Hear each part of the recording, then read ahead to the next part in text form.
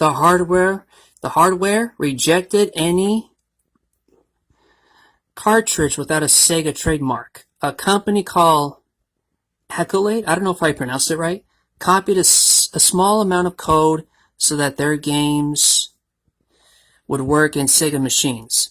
In the case of Sega versus Accolade, well, if I pronounce it right, the verdict was that copyrights do not extend to non-expressive content in software for which a system is required to run the software. Sega then released the Sega Saturn in 1995. It predated the Nintendo 64 and the Sony PlayStation. But seemed to be a little too ahead of its time. It flopped dismally.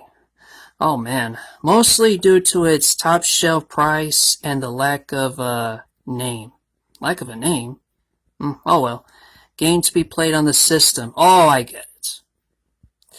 In 1998, Sega attempt to rally again with the Dreamcast. Oh, okay, this is where it gets interesting. Launched in Japan only, understandable, as competition for the PS2, the Dreamcast fizzled almost immediately. In 1999, they released the console in North America, this time with a lot of fanfare. Oh yeah, of course, and games designed especially for the system. It became the most successful hardware launch in history. Oh yes, it was. It sure was.